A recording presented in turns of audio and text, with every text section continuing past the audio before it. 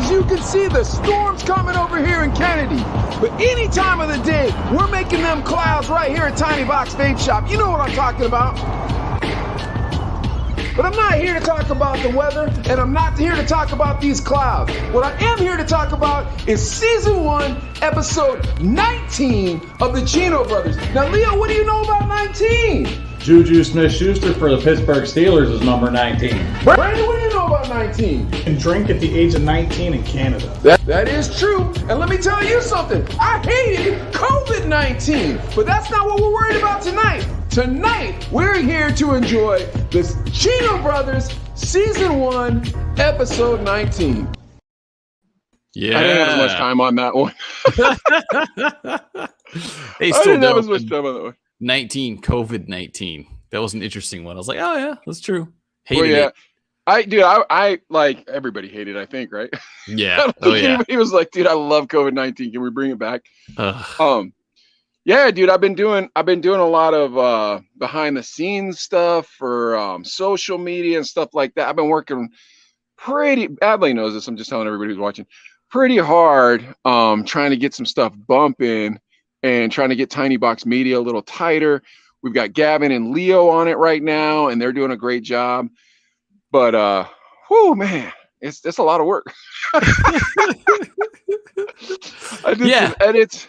It's just like edits anything, for a though. friend You of think mine. about it too. You know, people see this 1 hour podcast on Tuesdays and Thursdays, and you think, you know, all the stuff that goes into it behind the scenes is hours, days, weeks. You know what I mean? And I'm not saying, you know, that we don't enjoy doing it, because I feel like I enjoy doing it. But I it have does. a great time. Yeah, but it does kind of nip at you like, oh man, I got to study up on this. We're going to talk about this, and I don't want to just go in, you know, blank, like, wait, what? You know what I mean? You've got to kind of have that information, that prep. Dude, even, you know, working at the radio station, you know, you've got little things you want to talk about, and you just don't want to crack the mic and be like, hello, you know what I mean? Yeah, you got to spit, you know, it's got to come out good. It's a lot of work. Well, like, I'll say this, and I hope you feel this way, but it's been a labor of love for me. Like, this is a passion project of mine. The idea that you and I get to have a show together is phenomenal. Something that you and I have always wanted.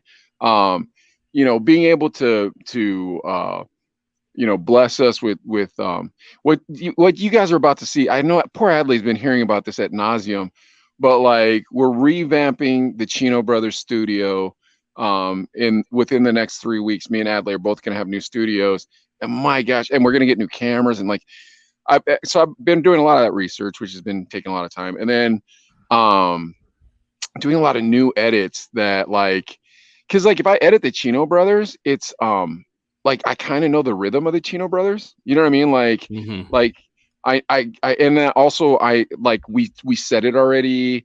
I usually watch it right before. So like, what's up, Ryan? Dude, it's good to see you, man. Ryan, what's up, man? Yeah. So is that you? Are you in Spain in that picture, Ryan? Let us know. So like, I there's a rhythm of the Chino Brothers, one, and then obviously we said it, so I would know. Oh, by the way, everybody who's watching, let me just remind everyone, sometimes we don't see all the comments. Sometimes we look back and see comments from like, oh, How well, come we that look didn't rude. pop Not up? saying, yeah. Oh, okay. Yeah, so if we missed you, sorry. Oh. Yes, he is in Spain. Very Well, cool. no, so Ryan took off to Spain by himself one time. Yeah, dude, Wow. and he was young too. I think he was like 18 when he did it, and he was just like, I just wanted to see Spain, and he backpacked across Spain. Awesome. He's kind of a wild kid. He's one of those kids that used to go to festivals, and then like he was cooking at Eden Park, and he's like, dude, I want to start making money. I'm like, why don't you join the union? And then he did. Like, dude, Ryan's a smart kid, dude. Nice, I really like Ryan. nice. He's not a kid anymore. Now he's gotten older, but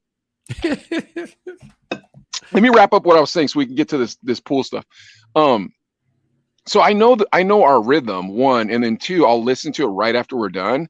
And then I'm always excited in our edits because I'm like, oh, this part is gonna make a great clip. You know what I mean? And I always send you always like the cream of the crop, like the best clip that we could possibly have. I'm like, here, that's yours. Because you have a bigger following on Facebook. So I'll put like I don't want to say throwaways or anything like that because they're not bad clips. I'll put the clips that aren't as interesting on Clapper and TikTok and Instagram and Twitter. And then what I'll do is like I'll stagger them. So like let's say I know I have 6 pieces of social media that are super banging from Tiny Box. I'll put 4 pieces from Tiny Box and then sneak in a Chino brother. Like, hey, you guys heard of us yet? If you haven't heard of us, we're part of this company. Yeah.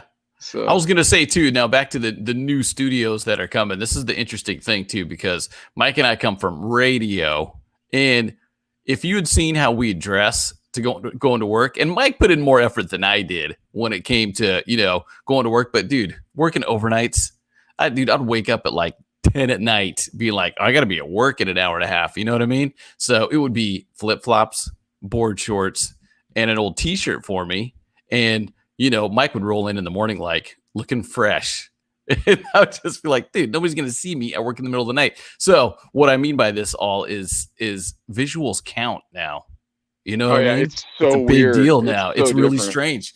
Yeah, Well, it's definitely from strange. our perspective, from old radio head perspective, because like, first of all, if we had just this equipment when we were in radio, we could have had our own radio station. We would have done TV. Yeah, I guess. I don't know. I don't know.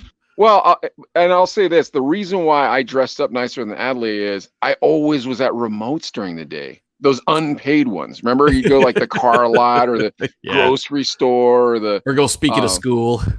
Oh yeah, schools or the PSA. So all right, we'll peel the curtain back for you guys just a little bit. So it's okay. So here's the weird part. First things first. It's 20 years later, and I'm realizing that people had heard of me 20 years ago. But this was the life of a DJ, at least a morning show DJ was this. You'd be up at an ungodly time, like at an ungodly, awful time. And you knew that every day before you went to bed, that's the time you had to wake up. Then you'd get to work, you'd have your show, but then afterwards, and I can't speak for every morning show DJ, but I can definitely speak for Hot 98.3's. You weren't going to leave until at least 6 o'clock at night. It was still a long day. It was a very long day. And the crazy part is I'm hanging out at the apartment. We got some friends over and it's, Mike's like, I got to go to bed. And it's like 7:30, and we're like, we're just kind of getting warmed up, man. This party don't stop. And so I don't know. I feel like now as an adult, grown up, and people are like, come on, let's go hit the club. I'm like, no, I'm done at 9. So that didn't make it easier when you had people hanging out, being loud and rambunctious, and you got to get up early. Ryan said the barrier to entry for content creation has dropped significantly. I agree. Like you can just have a Cricket phone now, but you know what? The thing is now you don't have the gatekeepers. You know what I mean? Like, because think about it, bro. Think how hard it was for us to break into radio.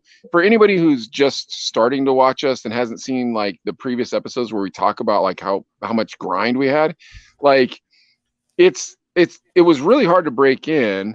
And then once you broke in, like there's some backstabbers there that you're like, hey man, I gotta avoid you. That they were there to succeed, not help you succeed. And that was an eye opener too, going from Too Strong Entertainment, where we kind of felt like it was a group effort, to radio. It's like, holy crap, Mike, there's people here that don't want us to succeed, even though we work in the same building. There was that too, definitely. Yeah. So that's that's it. So yeah, I'm having a blast.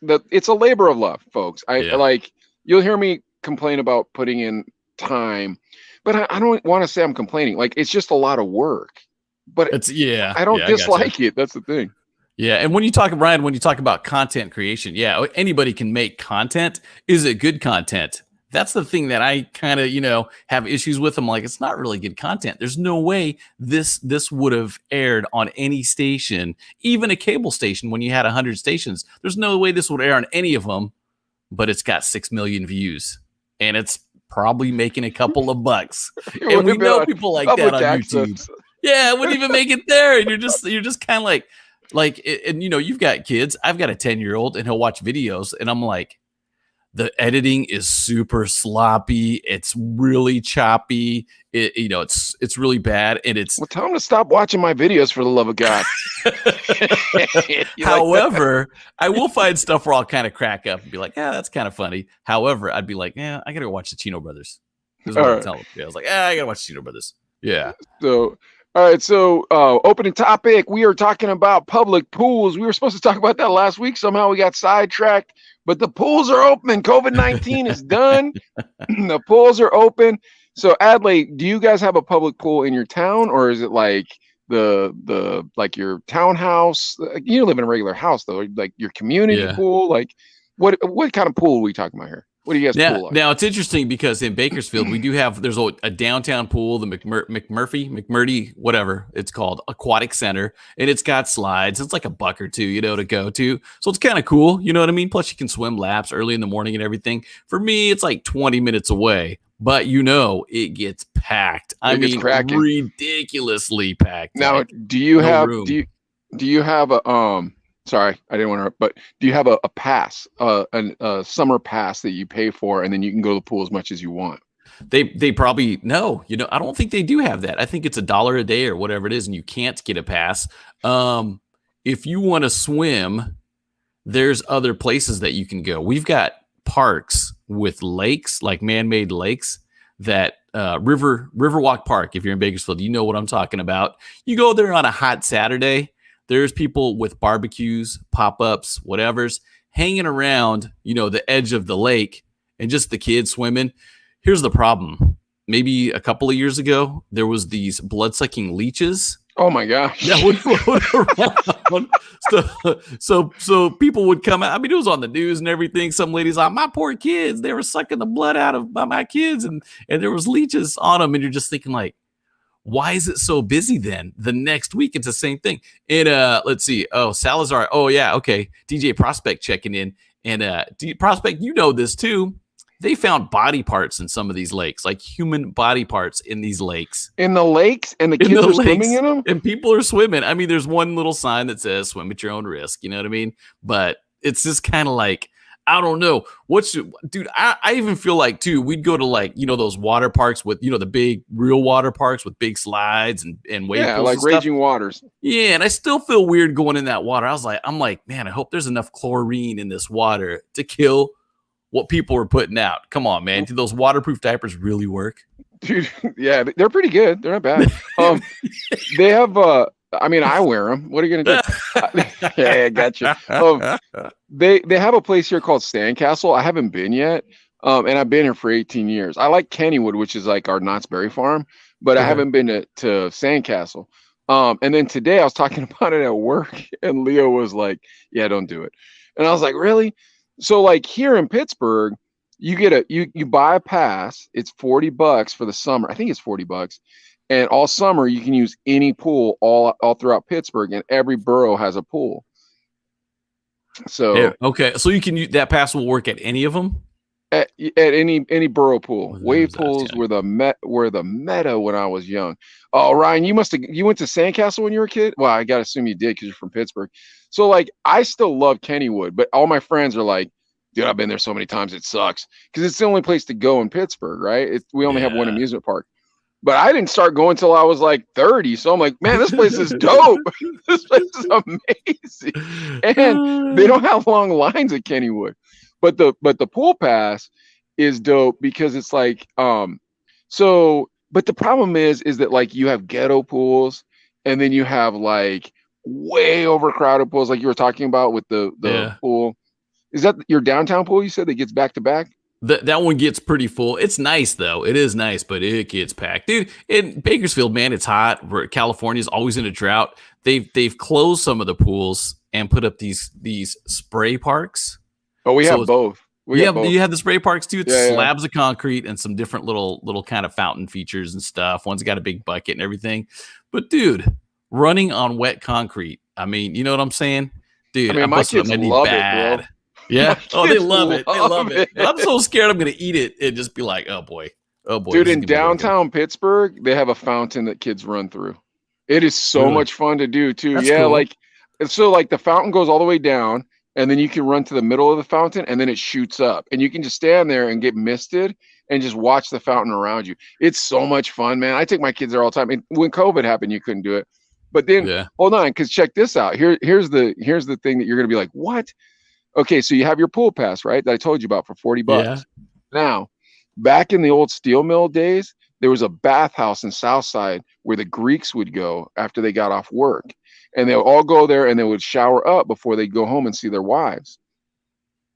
Nowadays, the bathhouse still exists, but it's a gigantic Olympic-sized swimming pool indoors, and it's included with your pool pass for the summer during the winter. Oh, nice. I know. That's legit. Oh my gosh. Dude, now nobody goes. Nobody goes there. Yeah, dude. You probably think Greek bathhouse. You're thinking like, no. What's circling around in the water over there? A bathhouse alone is probably like weird. And I'm thinking this fountain downtown is like kind of like a bidet style where you just shoots up. No. Yeah. It's I didn't know what you meant by bidet style. It's like, you know what it's like? It's like the Bellagio. How the Bellagio like shoots like like that. Okay. So it's like artsy too. Yeah, well, and it's not artsy, just shooty, but it's fun because like artsy. No, yeah, it's fun because you'll try to figure out what row is shooting next, and try to run out as fast as you can so you don't get wet. But if you're wrong, guess what? That row and it just goes. So Nehemiah and Sachi will go and they'll try their hardest not to be wet for like ever. And by the time they leave, I have this one picture. It's my favorite picture. It's Neo and Sach, and they're both just wet, like screaming at the camera because they were both mad because they got so wet. Yeah, maybe you know what? Maybe I'll do one of the intros at that. Oh, that'd be very cool. Hey, and you guys are surrounded by rivers and stuff, right? Do you guys go swimming in the river? Rivers. No. Is it just nasty or what? The river is dirty. I went kayaking, dude. I went kayaking with Sherilyn one time in that river, and I didn't know how to kayak, and neither did she. And it was one of those things where I know, dude. It was one of those things where it wasn't gonna work well together. And it was two of you two in one kayak. Yeah. And I was getting river water in my mouth. Ooh. I was so angry about that, bro. Oh my gosh, I was so angry about. Was she splashing it into your mouth? Did it? I mean, not on purpose. I don't know if it was on purpose. It wasn't on purpose, but she was doing it. I was so angry, and I was just like, "Who does this, dude?" Pittsburgh's a weird town, man, because people aspire to own a boat so that they could drive it up and down the river during Pirate games and during Steeler games.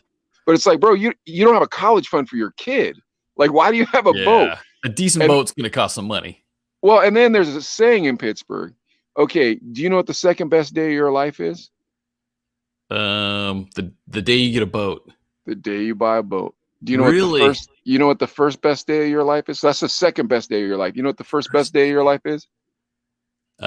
Kids. The day you sell the boat. That's a saying in Pittsburgh. Every Pittsburgher knows it. But pools still want boats, dude. I can't figure it out. But getting back to the pools.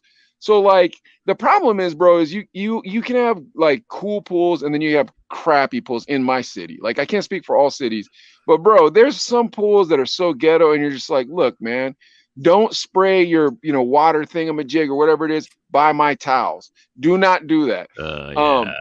But then there's other the Bloomfield pool, which is Little Italy. Oh my gosh, dude, you think you were on the freaking North Shore, Jersey Shore, whatever, by how many people are there. And dude, it is so packed that you put your towel down and you're right next to some stranger. But there's a lot of cool people there, and it's not a cool pool. It's not a horrible pool, but it's not so Leo, where Leo lives, my employee, he lives in a town called Castle Shannon, I believe. I think he's in Castle Shannon. But anyways, if Sherilyn's watching, she could put it in the comments. Their pool, their city pool, looks like Raging Waters. It is phenomenal. They have a lazy river. Whoa. It's a real rich town. They have a lazy river. They have a water slide for a grown-up full-size water slide. Then they have a kids water slide. They have two kids water slides, and they have this jungle-y area where the kids can play. Then to the right, they have lap pools. But if you're not from that town or that borough, you have to pay, I think it's $12 a person. But that's not bad. I know, dude. I was telling Brandon about it today, and Brandon's like, "That's cheaper than Sandcastle. I think I'm going." Because we have Hurricane Harbor, which is the Magic Mountain kind of water park. Oh yeah, that Yeah, sounds. dude, that's like 50 Wait, you have that in bucks. Bakes, or you have that in? It's about an hour south, Valencia. I got you over in Yeah, Valencia. yeah. Yeah, Hour Up the and Grapevine. 20. Yeah. Yeah, But that one's like you can get season passes there. But dude, it's this weekend. It's going to be 114. So I mean, Yeah, you bro, jump in that's that gonna water, suck. and it's no matter what, it's gonna be awful. Oh my gosh, yeah, because we've got a river here too. We got the Kern River that goes through. However, once it if you picture Bakersfield east to west, it comes out of the mountains in the east, the river coming out this way, then it just dries up, and then we have a park. We have a park called Beach Park where the river runs by it. And there's no water there. You just can't. It's just a bunch of dirt and stuff too. And you're like, why even have? Yeah, I mean, we got plenty of beach, no water, dude. It's sad. But I guess back in the day, people would take boats out there and everything, and it'd be kind of like fun. But all right, so I talk crap about the rivers, like how dirty they are. But bro, when you go to the point, dude, next time you come to Pittsburgh, you know what I'm gonna do? I'm just gonna be like, here's tickets. Get down here for the weekend, and then go back to LA or to Bakes. So the water's dirty. Like it's not pleasant. But at the same time, like if you go to Point State Park, it's where the three rivers combine. Okay. Like and you can stand right on the banks of it. For some reason, there's a good feeling about being by the water or being near the water. It's got that like water feeling to it. You know what I mean? Like where you're just like, yeah, like you can chill and just like let your thoughts go by, or listen to an audio book or something. It's got that like, cool. And then what makes it even cooler though is you're in downtown Pittsburgh, and the skyline in Pittsburgh is phenomenal. It looks like it's phenomenal. We just have a beautiful skyline. Just turn around and look at the skyscrapers, and and it's just like, wow, man. And then the stadium's right across the river from you, the Heinz Field. It's right across the river, and so is PNC Park. So like one time we went, and there was a college football game going on, but it was COVID time, so you couldn't buy tickets. But like you're so close that you can see the big giant screens, where they show the replays, and they showed the game on it. We just sat right there at the point and watched the football game. Yeah, there's something definitely relaxing about just being close to water. Yeah. I don't know what it is too. Even the Kern River is kind of, there's spots where it's like nasty too. And sadly people do die because it's rocky and there's a lot of rapids. Wait, is this the Dead Body Leech River you're telling me about, or is that different? That the river leads into that lake. Eventually it leads into that lake. Yes. But luckily if you live in Bakersfield, you watch the news and it does say another person died in the Kern River visiting from LA. So you're kind of like, okay, it's usually someone visiting from a different town. So be careful. We know better. You know what I mean? Because it's pretty rough. But yeah, it is nasty. Kate and I'll go down for a walk along the river and everything. And the water's pretty clear. People go tubing in it. But every once in a while, you see some trash float by, a couple empty beer cans, a diaper a couple of times. And dude, our rivers aren't like that. It's just the water's weird. You know what I mean? Because like you have a lot of barges and stuff. But it's like you don't see dirty diapers or nothing like that. Like, dude, I gotta say this. Like, you're part of California, man. Like when people hear about California, they don't understand that like Bakersfield, Fresno, Sacramento, Oceana, even a little bit. Oceana, like black hole of like, why did you do this to California? Yeah. You know what I mean? Like, it's different, very different. And I don't know if you remember when you came out here, was there a lot of weird smells in the air? Because when I first moved here, yes, I noticed them. I think I'm nose blind to the funk, I guess, in Bakersfield, because you would smell it. It'd be like, gosh, dang, dude. Whether it's a milk dairy with a ton of cows, yeah. The cows are awful. And then, dude, like, there's that neighborhood. Where's that crappy neighborhood? Oildale, is that what it's called? Yeah, Oildale. Oh my gosh, you guys! All right, so run down. Yeah, like we brought up Oildale several episodes ago, but it was before I thought I was going to tell people about ganja, and so I was like, maybe I shouldn't tell people what I was doing in Oildale. I'll just be honest. So I was going to visit Adlai, but I grew up in LA in the greater Los Angeles area, and I was going to visit Adlai in Bakersfield. Now Adlai says it's a 2-hour drive, but folks, trust me, you catch the wrong traffic, that's a 6-hour drive. Oh yeah, it can be bad. It's a 2-hour drive if you catch the right traffic. Like if you don't catch the right traffic, you will be screwed. And I've several times coming back from your house caught the wrong traffic. Oof. But anyways, yeah. Every time I leave your house, I'm always like, please, Jesus. That's how come I always try to leave way late at night. Cause I'm like, well, if I drive through the night, maybe I'll be okay. But anyways, so where was I going with this? I was talking about visiting the smells. Coming down to Bakersfield. Yeah. So Oildale. Yeah. Yeah. So I'm going down to visit Adlai and I'm like, well, crap. I'm in California. Marijuana's legal. What's wrong with buying a little gummy or a little, brownie or something like that? So I look up dispensaries in Adlai's neighborhood. The only place was in Oildale. Dude, this is where dreams go to die, folks. Oh my God, dude. Like I'd never seen that version of ghetto before. You know what I mean? Like it's weird. Like, cause there's like city ghetto, which you're like, okay, I understand how we're doing this. I completely get how this is going to work. I'm not going to look you in the eye. I'm going to move forward. Like I'm going to try to stay on wide streets. I'm definitely not trying to be here at night, but if I am here at night, I'm hoping I'm in a car. You know what I mean? Then you have country ghetto where it's like, do you people believe in voodoo? Like what's going on around here? Like, this is so weird. Like y'all weird, man. This is very weird. And there's a voodoo vibe going on around here. Don't know what it is, but it's odd. You know that like, it's like that Dungeon Family ghetto stuff. You know what I mean? Like, but you'll see it in like Beaver County, Pennsylvania and stuff. But then you have Bakersfield ghetto. Like, dude, I've never seen this kind of ghetto before, dude. Because it looks like, so their main street there in Oildale looks like it used to be this bustling, booming, beautiful place where commerce happened. And now it's just Chester. Like nuisance bars. So one of the dispensaries was supposed to be on this street. So I'm like, all right. So I park, I get out, I start walking around. I'm looking, and it's like a new age shop where they sell crystals and stuff. I'm like, dude, it doesn't say nothing about dispensary. And I'm not trying to buy something not legal. I don't want to walk in and be like, hey man, you got the stuff. And I'm like, yeah, we do. It's like, no, man, I don't want your stuff. I want to buy California registered cannabis. Yes. So finally, I find I finally find the third spot. The third spot, it looked like a car detailing shop. And, yeah, dude. And it had a plastic banner, those plastic banners you buy at the signs, whatever, and it said cannabis or THC or whatever it said. So I was like, okay, this must be the spot. So I pull over. Now I'm in a nice rental car, man. Like not super nice, but like, like a Kia Spectre. What time of day was this?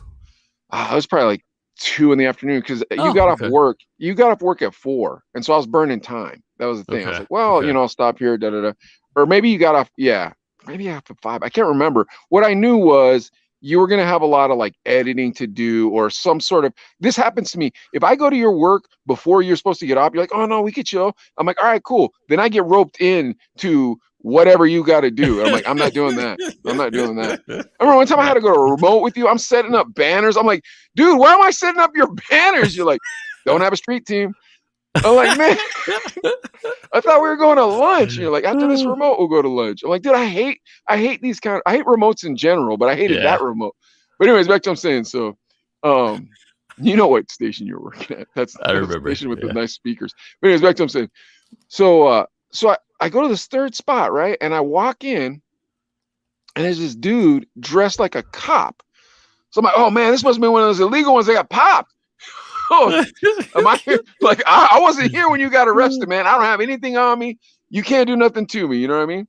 Yeah. So I walk up and I'm like, hey, is this the dispensary? He's like, yes, it is. And I was like, well, is it just for medical? Or he goes, as a cannabis user, you should know your rights, that we can't ask to see your medical paperwork. And I was like, well, man, I don't like being called a cannabis user for starters.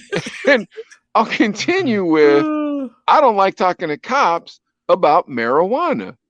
So I'm like, all right, well, and then I start looking, and dude, this guy was not a cop, Adlai. He was one of those security guards that takes it way too seriously. Dude, he had like everything, bro. Like he had a stun gun. He had one of them guns that shoots the thingamajigs at you, He had a 9mm. He had handcuffs. He had a badge with a black banner over it like that. So like, I'm like, yeah, it looks pretty real from a distance. From a distance, as in within 3 feet. Like I had no idea he wasn't a police. Well, think about it, bro. He's wearing a badge, but the badge probably says security guard, and it had a black ribbon across it. So like, okay. but in my mind, I'm like, if a security guard gets killed, you put a black ribbon on that, man? Because I feel like there's a lot of security guards, and I'm not saying they should get killed, but I felt like that's a police thing. I feel like only the police are supposed to put the black banner when somebody gets killed. But neither here nor there, dude. This phony 2.5 is holding me at the door, right?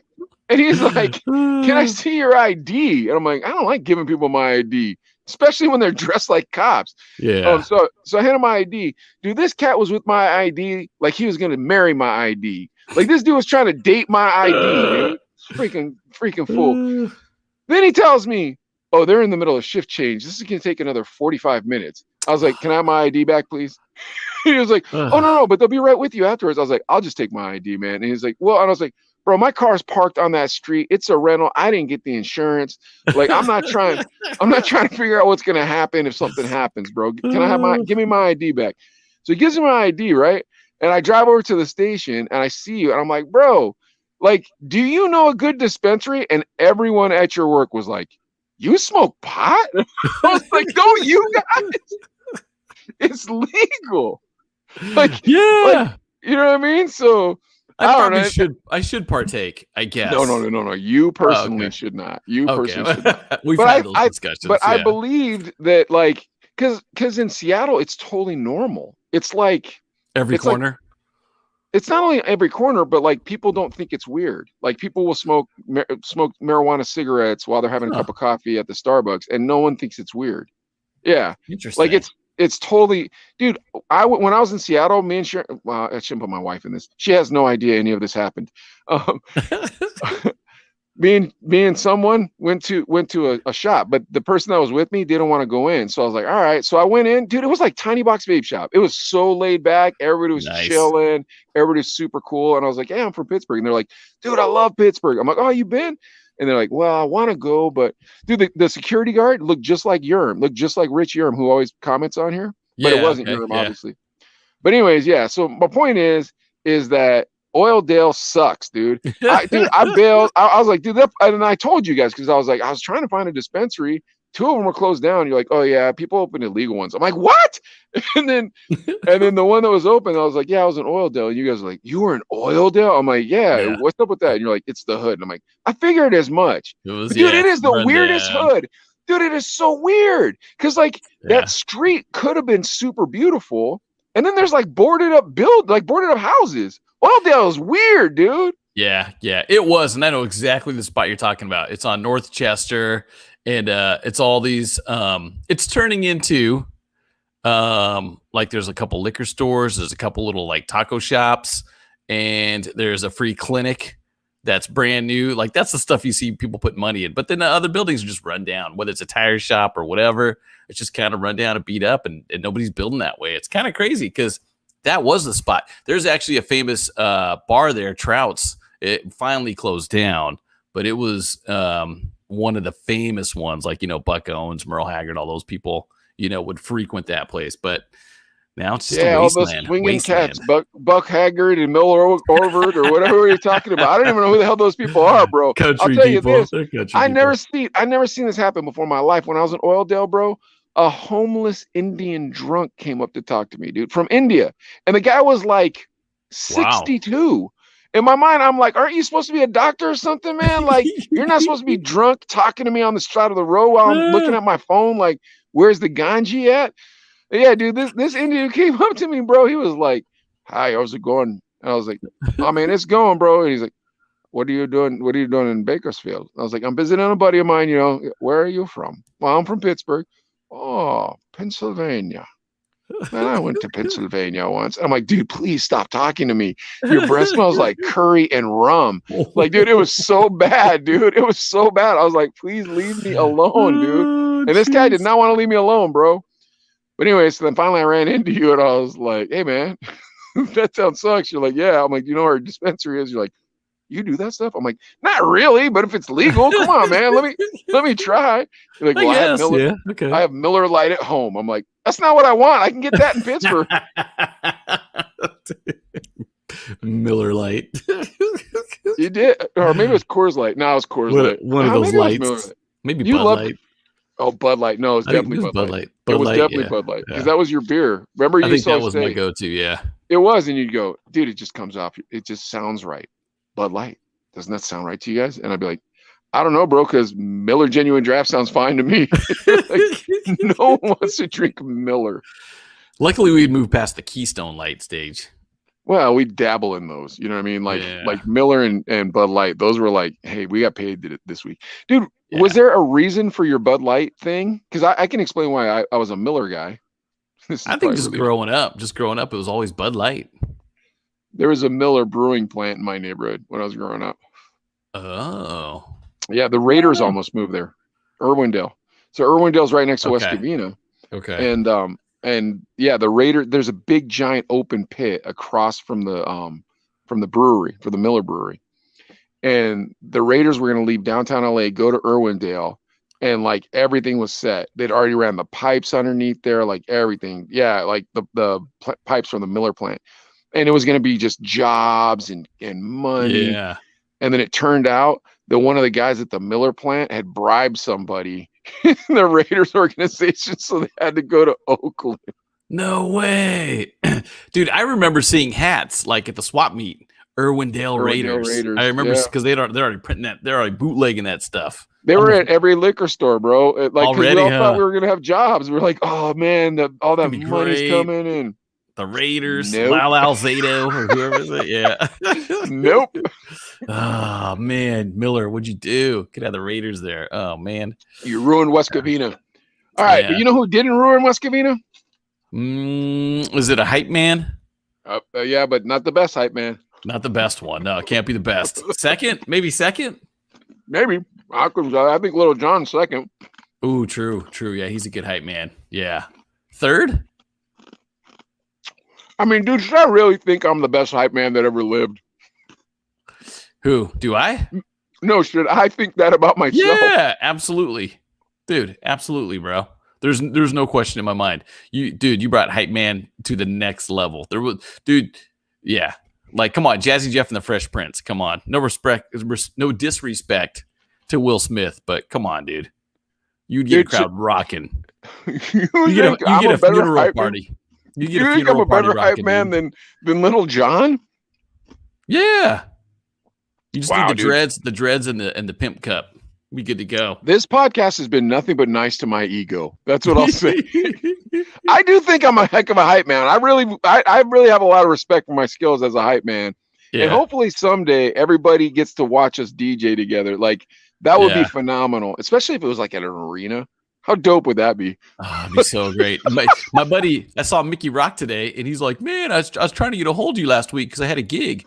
You know, I wanted you to DJ because I had to do something. And I was like, where at?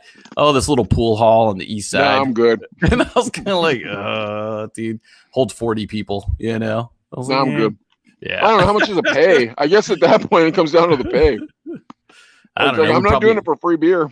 We'd split $150. No. Dude. Yeah. I can't do it. It wouldn't be as fun as The Rock or any of those places, but I mean, The Rock wasn't even fun compared to like all those other. Did you know what I thought about? I was thinking about this. How you were talking about Chico that one episode, and you're like, I always wondered why Chico got these gigs and the Chino brothers didn't. Dude, Dean Wayne barely got gigs, and he was a really good DJ. Yeah, he had the bump steer for a long time, and man, that place would get cracking.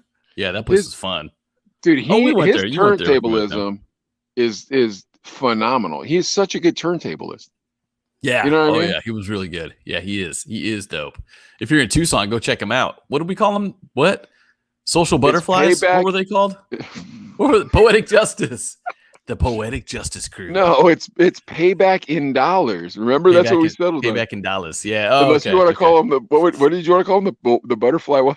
The Social Butterflies? The Social Butterflies. The Tohono Butterflies? That'll be their side name. Dude, Ern got like real froze up when I was like, someone must have said something about a Papago. Like, Ern got all froze up, like, don't do. D-Wayne would get mad about that stuff, and we just like rib him about it. Like, we were just kidding, but we'd be like, dude, somebody said something about some Tohonos over there and said they don't like Tohonos. What? Who said that? We're like, dude, who would say that? Who What would say person that, would dude? actually Who'd say that? You know what I I mean? just remember, yeah, we got to get Dwayne on here, but I know we're changing the subject. We got to get back to Yeah, DJ Kool. the hype man today that we're talking about. I'm looking at the picture on the side screen, so I'm not gonna lie to you.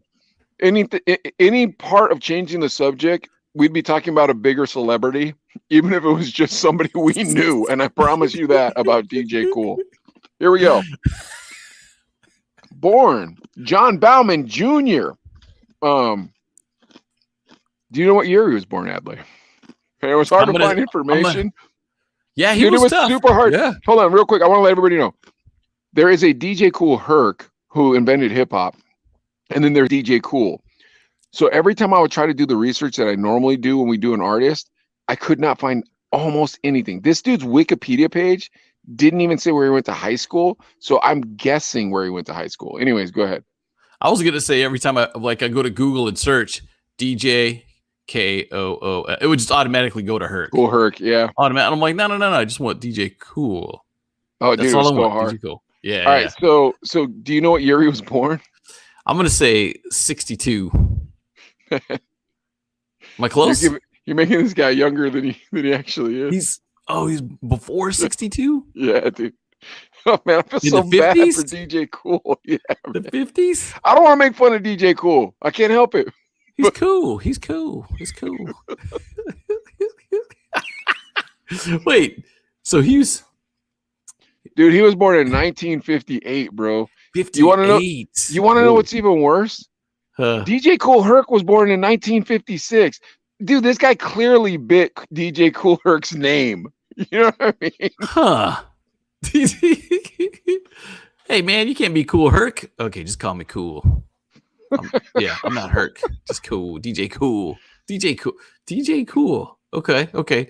Now, go ahead. I'll let you spit that history. There's not a lot of game to spit on this one. So he was raised in Washington, D.C. If you were going to ask me a trivia fact about the fellow, I would definitely be making up the answers. You're more than welcome to.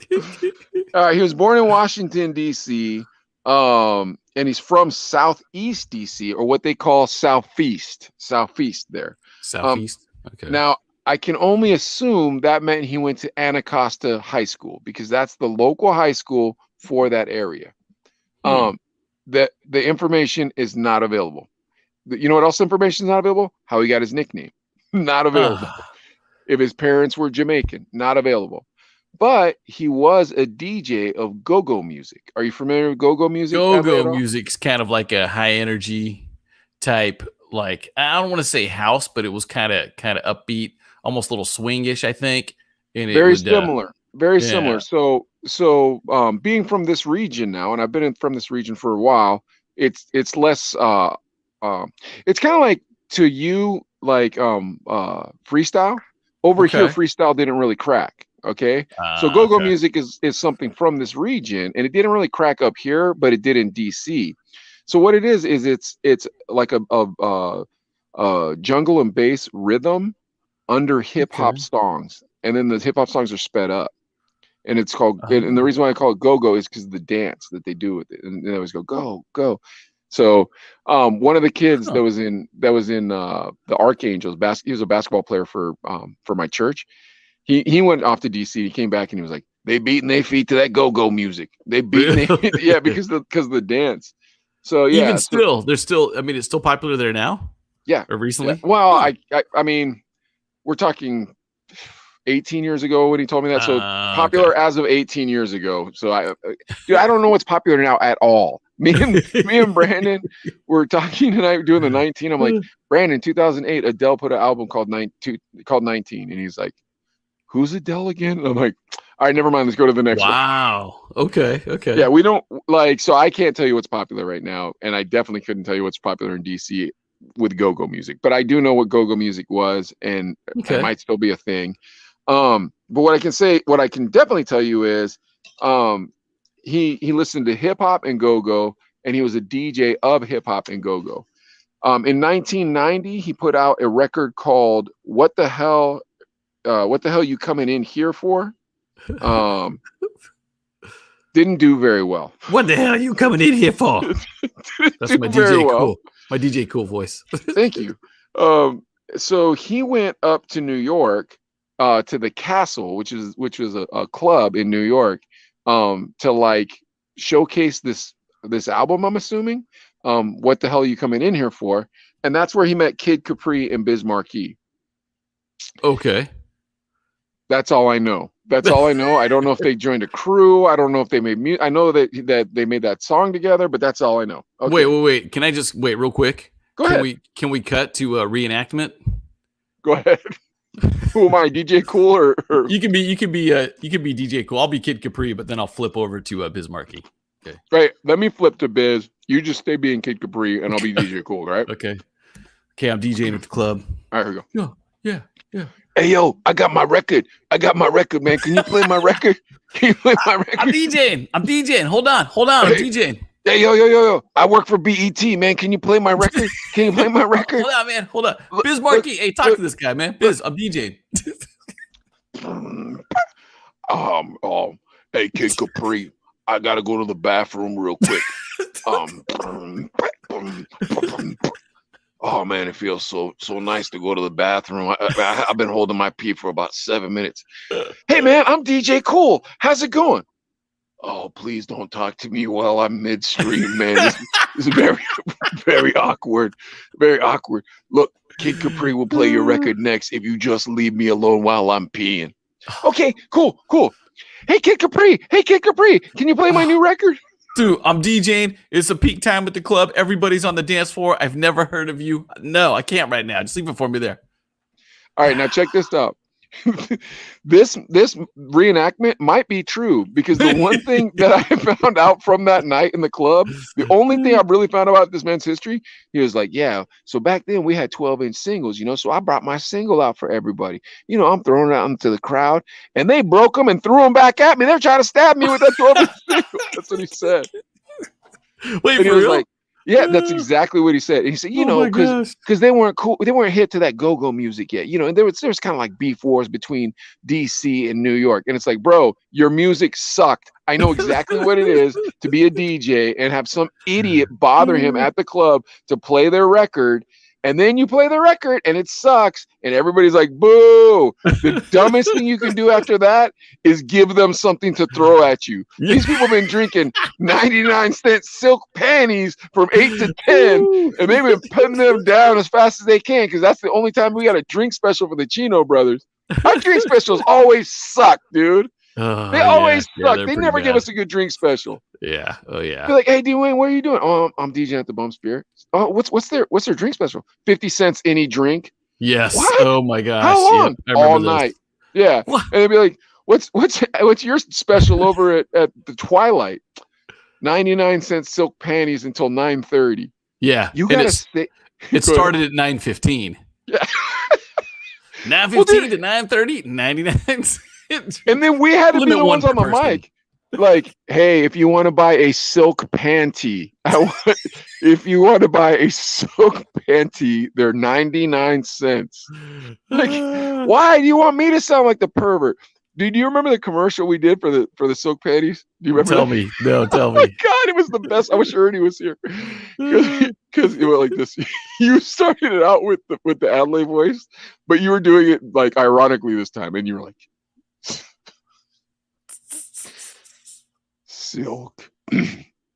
Silk panties. Silk panties. Because like both of us were like, dude, this is the dumbest name of a drink. And so I was like, yeah, y'all know you want to wear them silk panties tonight, but you don't have to because we're selling 99-cent silk panties. But I've been wearing these silk panties since 3.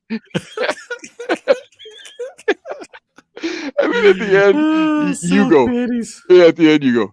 99-cent silk panties, and then Ernie goes, and not the ones that were on sketch. And that's how the commercial ended. Dude, that commercial was phenomenal. Dude, we were so rebellious. Now I'm thinking about this. Dude. Like people were giving us a job to be famous and play records, and because it wasn't the way we wanted it to be, we like lambasted them on the radio. We got a paycheck. We got club gigs. We got remote fees and everything. And then cheap remote fees. But anyways, yeah. So when he went to New York, he met up with them at the castle in 1990. And trust me, folks, the story I just told you about Silk Panties far more interesting than this drab about this loser. This dude is a loser, bro. God bless him. I hope you don't have a nice story about him. Well, crap. I was in the story, and then maybe you had a second story. Anyways, dude, this guy sucks. I'm sorry, bro. I can't do anything about it. There's not much to him, and to add to like him giving out records and people throwing records at him, dude. If you break vinyl in half, it'll cut you. You know what I'm saying? There can be scars. You know what I mean? So yeah, that's a prison ship. In 1996, he put out "Let Me Clear My Throat." Dude, here's the thing. Like I was talking with Brando about it today, and I was like, bro, this is like doing one on Right Said Fred or the Barbie, I'm a Barbie girl, or you know what I mean? Like this dude was a one-hit wonder. One-hit wonder, yeah. And what made it worse was he did not F-word, like he didn't even really sing on the song. Did he rap? I guess he did, right? I guess you'd call it rapping, but it was kind of a hype man that could rhyme is what it was. Dude, and remember, this was a top 10 record. Oh, and it was it charted. He probably would still be getting royalties on it. Wow, crap. And that's the next thing. I looked up his net worth, and it ranged between 90,000 and 2 million. Oh, wow. 90 grand. Yeah, and dude, think about this though. He sampled that was a Kool and the Gang song, Hollywood Swinging, right? And then he also remember that what song was that? No. The 45 King. Ed Lover Dance would do it from Yo MTV Raps. I know, but I don't know who sang the song. I don't know who the original song was. And that was after Sample Laws. It was sampled, though, from DJ Kool took it, used it. Yeah, that was after Sample Laws. So the reason why Adlai's saying this is because for every person you sample, you have to pay them portion of the song. So if somebody has a cover tune and they do really well in the cover tune, like it's a #1 hit, they're not going to make a lot of money on that record. Whoever has the publishing rights, whoever wrote it, whoever produced it, you know, there's several people that are going to get a big taste of that pie. They're going to get a real small taste of that pie. So even if DJ Kool did own his publishing on this song, which I don't know if this is way super nerdy radio for him, but oh well. It's interesting. It's interesting. I hope so. Even if he didn't own the publishing, I hope so. Even if he did own the publishing rights of his song, which most artists don't, he'd probably get a quarter of a point for each spin or whatever. Yeah. On every spin. That ain't much, dude. Because you take a group like Boyz II Men, 30 years after their music came out, you hear it on stations, not only on old school stations, but a lot of different stations. They're still getting fat royalty checks at the end of the year. You know what I mean?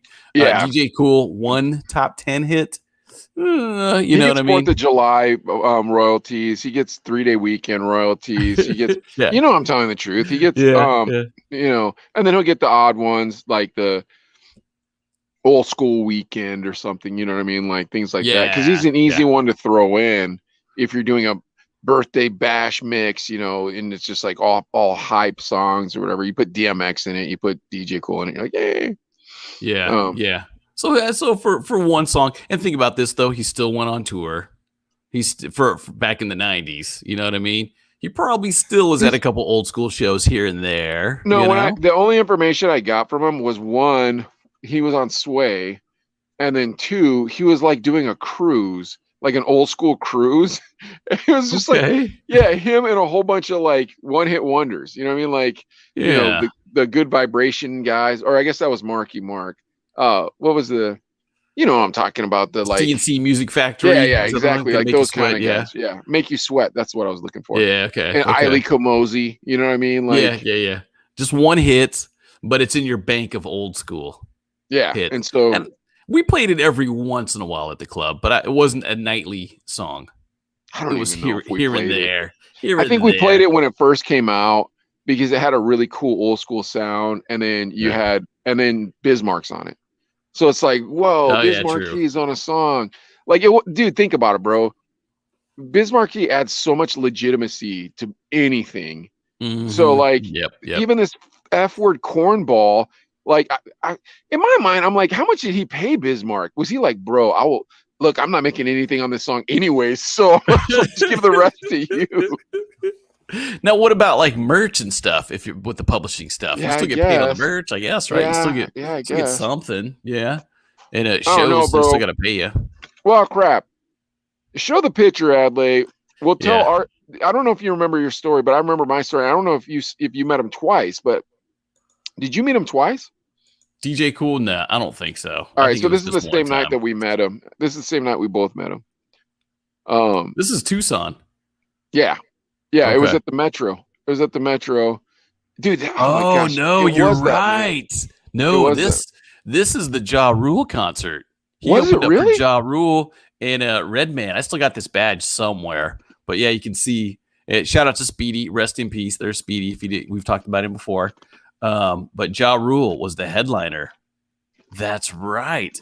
He All right, did do you come wanna to tell- Metro. Yeah. Do you want to tell the Metro story? Or you want to tell this story? You tell the Metro, and I can dabble in this one a little bit. Yeah. All right. So there's this idiot who owned a bar in Tucson. This guy was a trained monkey at best. This dude, if you want to talk about stupid people, man, this is one of the stupidest people I ever met. Not only was he stupid, he was like a 48-year-old pervert. And there ain't nothing worse than a 48-year-old pervert. It's so weird, especially in a college town, because Tucson's a college town. So this 48-year-old pervert used to go to this like hipster bar at the end of the downtown street. I can't remember what the name of that street was. Congress. Yeah. Yeah, he'd go to this hipster bar at the end of Congress, and he'd hit on the 22-year-old Euro trash girls and be like, yeah, look how cool I am. I still have my hair. And he owned a bar, like a big giant nightclub bar, and he owned a flower store. If you've watched our other episodes, you've heard me talk about him. But don't worry, folks. He told everybody on the radio he did not sell cocaine to get that money. All right, so this idiot, he will hire every DJ in town to get us off the street, so he'd have no club to compete with. But the problem is that me and Adlai are hyperactive. So like we're like, dude, we have to do something at a club. Like we don't like being at a club unless we're doing something, and we weren't doing anything. And Chico was DJing, and Chico was like, man, can you please not like do that hype thing sketch? And I was like, all right. So now we're doing nothing. You and I are doing nothing. Wait, did Chico say that because DJ Kool was there? No, Chico, like it was. I would hype, but like, dude, it was a weird setup. Dude, we got to get Chico, Paco, and Vicky on here, and then that'd be super dope. But dude, it was a weird setup. Like everything was funky, and like Michael Lopez was there. Like, dude, there was a lot of DJs there besides us. But we were supposed to be doing stuff like headlining, emceeing, like all that stuff. Yeah. And we just end up sitting at the bar and stealing beers from Steve. And then when Chico left, then I started hyping. Oh, that was the next thing. He didn't like me cussing. Remember? He didn't like. Oh, yeah, you probably don't remember. Metro I remember Stevie him doing like that. Oh, he didn't like me cussing, and like that was my whole act. Remember, that was my whole act back then. It was like for Make all some y'all. effing noise. Yeah. Oh, dude, all I did was cuss. That was my act. I was just like Andrew Dice Clay for hip hop, like just F word, F word, F word, F word, and people would like shout it back, yeah, F word. I was listening to I Got Five on it yesterday, and I was singing along, and I was like, I got five on it, beep. Remember, I used to scream that in the mic. Yeah, yeah, yeah. Anyway, so all right, back to what I'm saying. So, KF or what was KFMA, right? That was the alternative station. That was yep. They started doing these weird concerts at Maloney's, but just like really weird random concerts, and they were free. So they hired DJ Kool to come down and throw this free concert, and Steve, being the perverted weirdo that he is, was over at Maloney's.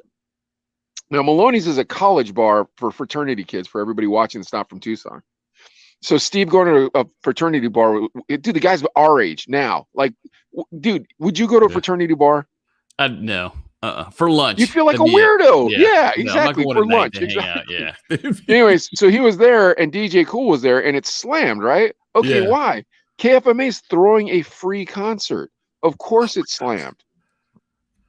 So he's like, everybody loves this DJ Kool guy. Everybody loves this DJ Kool guy. So he got his booker and was like, get on this DJ Kool. You need to get him here at all costs, no matter what, blah, blah, blah, blah, blah.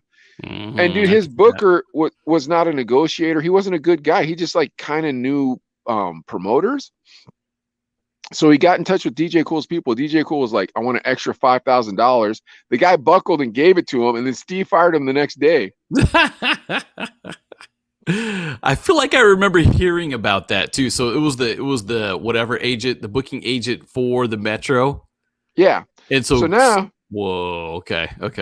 And dude, and then Steve came and told me about it. Like, I give a crap about his life. He's like, Sketch, let me tell you. I'm like, bro, we're not friends. You give me money to do stuff. That's it. Like, when you're not giving me money, I don't want to talk to you, bro. Dude, we're not friends. Like, let me tell you something. Tell somebody else, dude. Like, don't tell me. This dude used to try to open up to me like I was Barbara Walters, bro. Like, he was trying to talk to me like, let me tell you, the ladies in my life, they're breaking my heart. I'm like, bro, who cares? Not me. I don't like you. I don't like you, man. Funny. Like, dude, and it's not like, dude, here's the thing. He was a scumball, bro. He was a scumball who owned a freaking nightclub. And dude, it was dirty ass money. I don't give a crap. Sue me, mother effer. I don't know if it's dirty money. I can't say that. Honestly, goodness, I can't say that. Mike's I going will off. stand saying that I don't know that. But I will say this. He's an idiot, dude. And so because he's an idiot, which he was, he thought that freaking one-hit wonder was going to pack the place out. It's like, all right, man, well, as long as you're paying me in Adlai, I don't give a crap who you're paying. I don't give a crap what you're talking about. Me and Ad. And at this point, we start getting crafty, dude. This is when we start like figuring out, oh, wait a minute. They'll pay us more money if we trick them. Like that's when we start figuring it out. I was like, because he would pay us $100 in cash every night. He'd give us a Benjamin Franklin. Here, boom. So, and we'd be drinking his beers for free, and we weren't doing anything. Yeah. Anyways, so now everybody's on pins and needles because they think this idiot DJ Kool is freaking Rakim or something. I don't know who they thought he was. He wasn't even Tone Loc. So we show up that night, dude, and it was exactly like every other dead club night we've ever had that was a dead club night. It was dead. There was like 20 people there because people thought they'd have to pay more to go see DJ Kool. So they didn't go because they didn't want to pay a higher cover charge. Wait, so it was a regular $10 or whatever it was, $5, $10, $5. And oh my gosh, dude! And see, I vaguely remember that. Did he even go on stage? He did. So he goes on stage. He goes on stage, and for some reason, I feel like you and Chico were trading sets now. Like maybe like you were doing bathroom breaks for him or something. You know what I mean? So just kind of like 5 minutes here, 10 minutes there. Okay. Yeah, but you had your headphones there, and Chico had his headphones there, and DJ Kool went out in front of everybody, and they played Simon Says, and all they did was play Simon Says, right? And so it's like do do do do. Okay. And DJ Kool just came out and he was like, "Hi everybody, I'm DJ Kool. Yeah. What? Yeah. And dude, he just hyped the song while the song was playing. But like, he's not that great a hype man. So like you know how it is, bro, when you're a good hype man. And I know that we've really pumped Sketch full of hot air with this hype man thing, but bro, it like when you're a good hype man, folks, you feel the rhythm of the crowd so well that you get them to do things, but you have to really ride waves. And you have to know exactly when you're at the crux of that wave. And realistically, you and the DJ need to be so simpatico that you both know that you're at the crux of that wave. Do you agree with me on that, Adlai? Totally agree. Totally. So how it used to work for you guys is me and Ad would go out to a club. I was the bathroom break guy and the hype man. So if Adlai had to go to the bathroom, I'm spinning. And then when I wasn't spinning for his bathroom break, I was the hype man. And every night before we'd start our show, we'd go up and we had a ritual, and we did it every single time. This will be the first time we do it for you. You ready, Adlai? Yeah. Here we go. Bat it. Rowdy.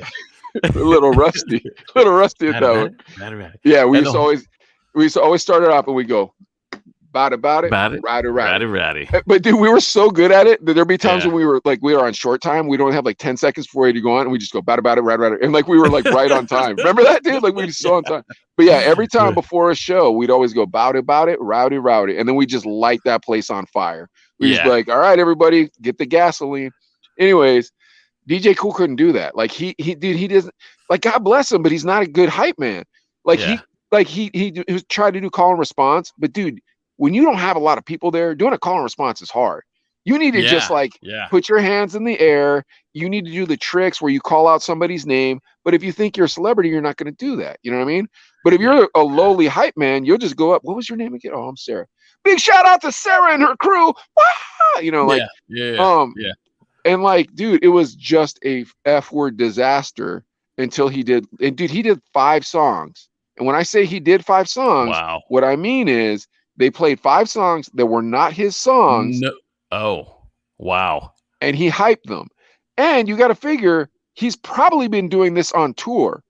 So all that, like, everything is just rhythmic now. You know what I mean? Like, it's just like he's reading the words in a book or doing a play. Where being a real hype man, you it's not a thing. You can't do that.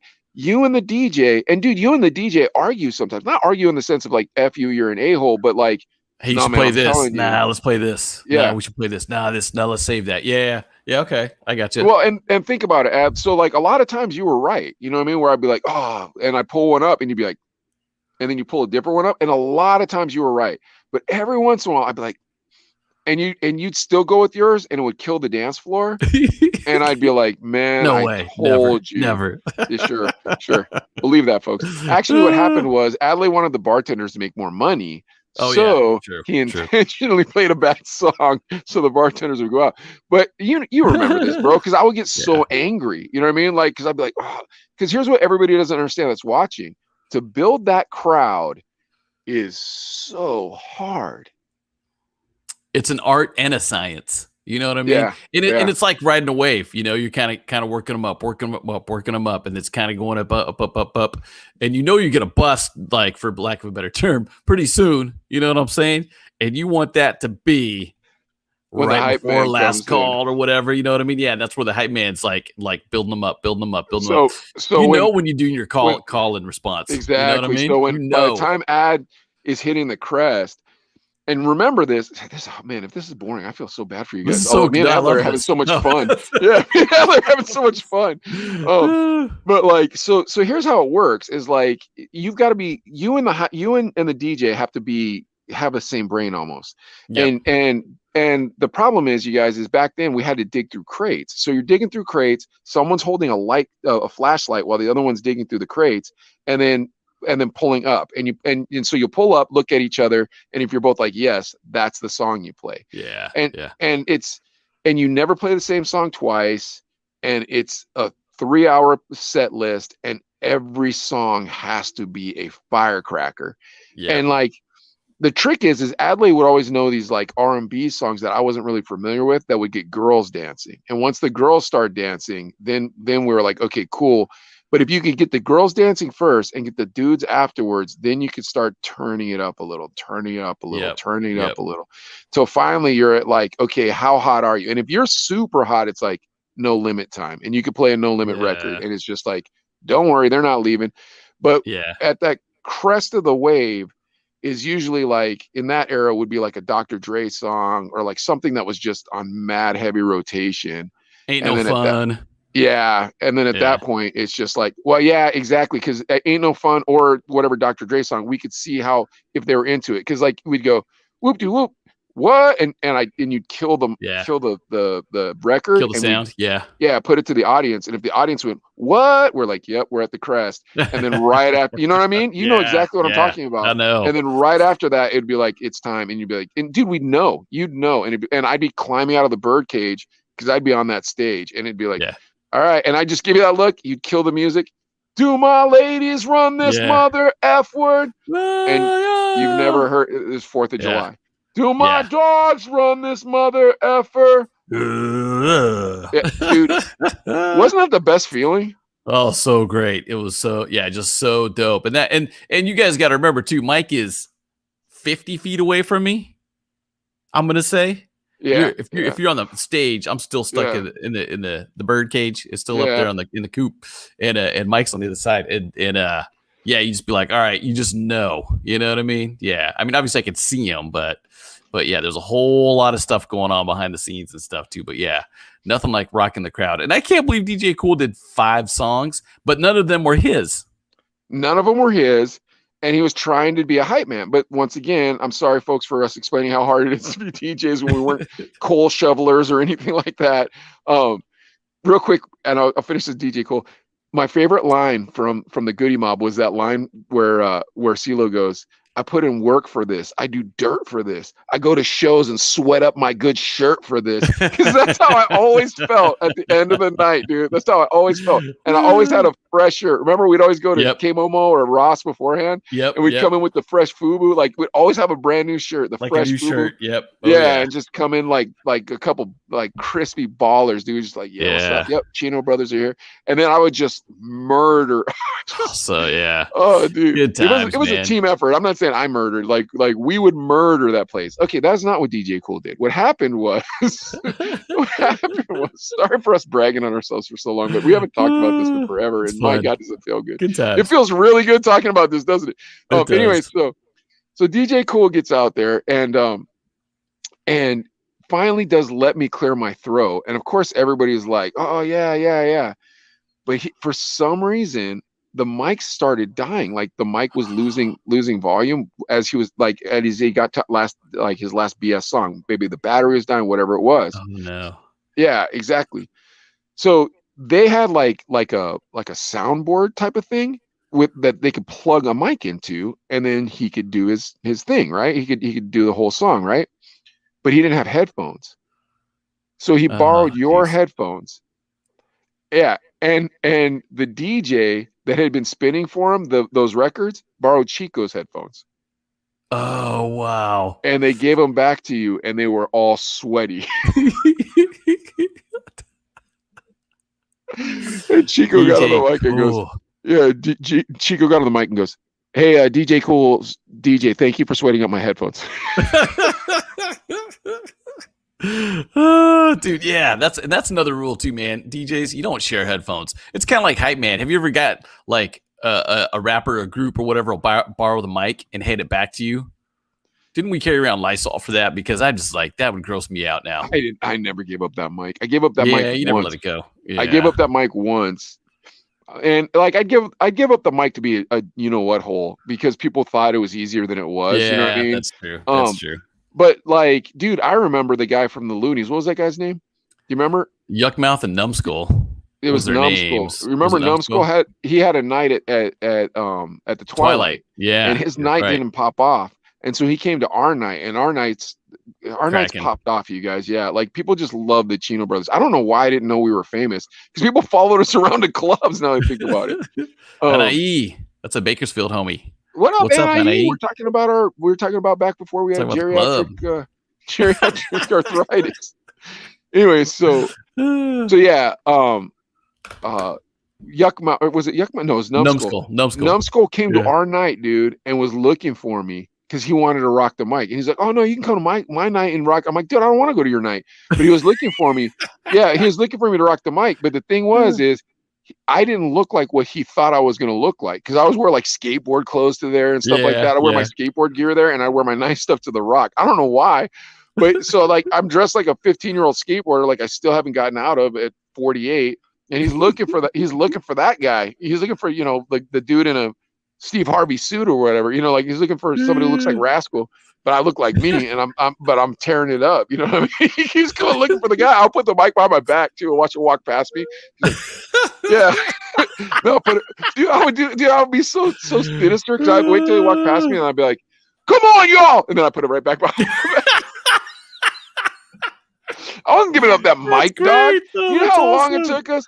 We put in so many years so that I could hold that mic. I was like, nah, dog. We worked too hard for this. Nah. Yeah, well, you remember when was it DJ Bird? They wanted him to rock a set. Rock peak time. And I'm like, no, dude. No, man. Don't get me wrong. I got respect for the DJs and stuff too, but someone coming out of nowhere, seeing what you got, you know what I'm saying? It's like, nah. You used to tell me, you'd be like, do not rock that mic, Sketch. That's what you used to tell me when Bird would come out. Do not rock that mic. I was like, all right, man, my homie said it. I'm good. Goop. Just walk over and talk to Kelly. Hey, Kelly, how's Stoney doing? Let me get one of them silk panties. Remember Veronica used to hook us up, dude, with the dope tricks? Veronica. Yeah. Dude, she used to hook us up, dude. She She's put all that great. rum in there and just put like, here, don't say anything. We And then tipped Kevin though, would right? put Didn't we like, tip? I hope yeah, we we tipped. tip. Yeah, We did? no, Okay. because Yeah. you're big on tipping. But anyways, Okay. yeah. So DJ Kool sucked. He sweated up your headphones. Steve was super pissed because he's like, "Where are all those people?" I'm like, "You drunk idiot, dude! Like, you were at a college bar where people were going for free." And what was the difference? How long had been past? Like 2 weeks? It was like a month. I think Maybe a month. I see. Yeah, you got to wait a year at least for Dude, another. well, and on top of it, like he made us produce the commercial, so like we had a light, and he wanted it lit up. He wanted that like Chino brothers, like I'm not messing around. I want the Chino brothers. Don't be putting Hector Yutzi on this. Like I want the Chino brothers, and it was like, all right, well, and so like we hyped it up, dude. We hyped it up on the air. He paid for extra ads, like everything, dude, and it was a stinker.